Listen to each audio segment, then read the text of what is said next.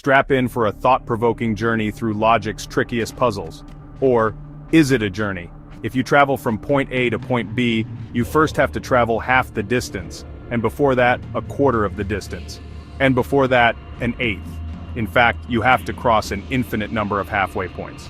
So how do you ever arrive? This simple question, this seemingly straightforward observation about movement, is the kind of thing that keeps philosophers, physicists, and maybe even you up at night.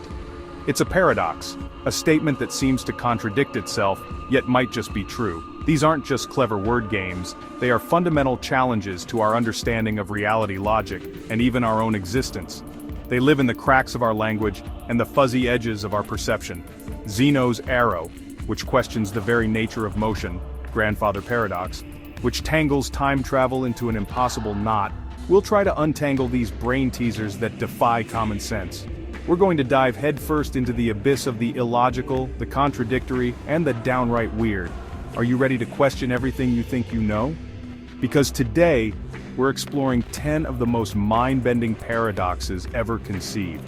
We'll dissect statements that can be neither true nor false, question whether an object remains the same if you replace all its parts, and ponder if an all-powerful being could limit its own power. These puzzles have baffled the greatest minds in history, and by the end of this video, they might just rewire the way you see the world.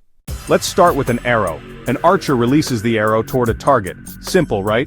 But Zeno of Elea would ask you to pause, to really think about it. At any single frozen instant, a snapshot with zero duration, the arrow is not moving.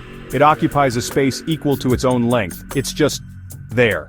One photo, stationary. Another photo a moment later. Also stationary, slightly shifted. If every instant is motionless, how does it ever move? This is Zeno's arrow paradox. It implies motion might be an illusion. If time is an infinite series of discrete nows, then in each now, nothing moves. It's like a movie. A film is a sequence of still images. A single frame shows no movement. Play them in order and you perceive motion. The modern fix comes from calculus. Isaac Newton and Gottfried Leibniz developed tools for the infinitely small, infinitesimals. Calculus sums infinite tiny moments to get a finite result. Though each dimensionless instant covers zero distance, the cumulative continuous interval yields real motion. The paradox pushed us to invent new math to prove that things, move. Now let's step into a time machine. Your mission, should you choose to accept it, is a strange one. You travel back to the past, to a time before your parents were born. You find your own grandfather as a young man, long before he met your grandmother. And then, you prevent him from ever meeting her. Or in the more dramatic version of the paradox, you kill him. What happens now? If your grandfather dies before he has children, your parent is never born. And if your parent is never born, well, you are never born. This is the classic grandfather paradox, a cornerstone of time travel fiction and a serious headache for theoretical physicists. If you were never born, then you could not have existed to build or use a time machine to go back in time in the first place.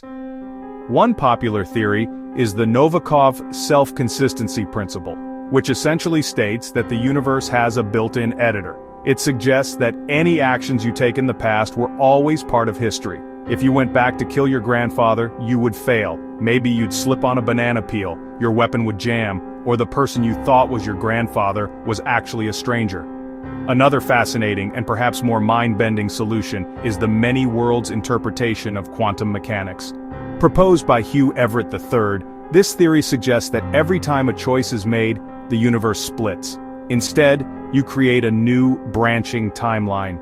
You've simply stepped into a parallel reality, becoming an orphan of time, unable to return to the world you came from. Let's move from the physics of time to the logic of language. Consider this very simple sentence. This sentence is false. Now, is that sentence true, or is it false? Let's think about it logically. If the sentence, "this sentence is false," is true, then what it says must be correct. But it says that it's false. So if it's true, it must be false. That doesn't work. Okay, so let's try the other option. What if the sentence is false? If this sentence is false, is in fact false, then its statement is incorrect. The sentence claims it's false, so if that claim is wrong, the sentence must actually be true. So if it's false, it must be true. We're stuck again. It seems to break the fundamental law of non-contradiction, which states that something cannot be both true and not true at the same time. However, others, like the great logician Alfred Tarski, suggested a more complex solution. He argued that you need to use a meta-language to talk about the truth or falsity of a statement in an object language. It's like a computer program trying to delete its own source code while it's running. Imagine a small town with just one barber. This barber has a very strict rule. He advertises it on a sign outside his shop. I shave all those men, and only those men who do not shave themselves. This seems like a perfectly reasonable business model. If you don't shave yourself, you go to the barber. If you do shave yourself, you don't need him. But then, one day a question arises. Who shaves the barber? Let's break it down using the barber's own rule. The rule has two parts. Part 1, he shaves anyone who doesn't shave themselves. So if the barber does not shave himself, the rule says he must shave himself. Wait, contradiction. Try the other possibility. Assume the barber does shave himself. But the rule also says he only shaves those who don't shave themselves. So if he shaves himself, he breaks his own rule.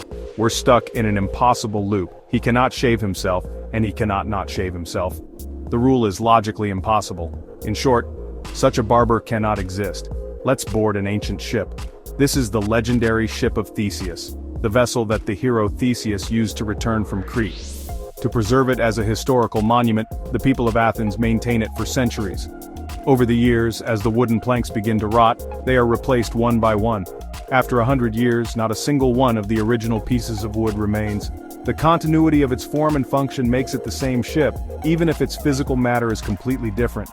But now let's add a twist. Imagine a clever collector gathering all the old, rotten planks. Once every original piece has been replaced, he reassembles the old pieces. Now which one is the real ship of Theseus? The harbor ship, continuous history but none of the original matter. The collector's ship, all original matter but newly assembled. Are they both the ship of Theseus, or neither? This thought experiment, first described by Plutarch, forces us to ask what constitutes identity over time. Your body is constantly replacing its cells. The atoms that make you today are almost entirely different from those 7 years ago. Are you the same person you were as a child? You have a continuity of memory and consciousness, but your physical substance has been completely swapped out. Imagine you're a huge fan of Shakespeare. You're so passionate that you build a time machine with one goal: to meet the bard himself. You travel back to Elizabethan England, clutching a complete printed volume to get his autograph. But when you arrive, you discover a shocking truth. William Shakespeare doesn't exist. There's no famous playwright by that name. Devastated, you publish the works under his name. The works become famous, revered for centuries, until one day, a future version of you picks up a copy and decides to take it back in time. This is the bootstrap paradox, also known as a causal loop. It describes an object or piece of information that has no beginning, existing in a self-perpetuating cycle through time. A time traveler is given a pocket watch, then later gives the same watch to his younger self. Where did the watch come from? It was never manufactured. It's a chicken and egg problem on a cosmic time-bending scale. The existence of the book in the future is caused by you publishing it in the past, but you only published it because the book existed in the future. This next paradox takes us from the rules of time to the rules of power. An omnipotent being can do anything. Anything at all, but can it? Can an omnipotent being create a stone so heavy that it cannot lift it? If the answer is no, then there is something it cannot do, so it's not omnipotent. If the answer is yes, it creates the stone, then cannot lift it. Again, not omnipotent. One solution: refine omnipotence to mean the ability to do anything that is logically possible. Creating a stone an omnipotent being cannot lift is like asking for a square circle. It's a contradiction, not a failure of power. Another view is that an omnipotent being could suspend logic. But that's a whole other can of metaphysical worms. A prisoner is sentenced to be hanged. The judge tells him, "You will be hanged at noon on one of the 7 days of next week, but the execution will be a surprise."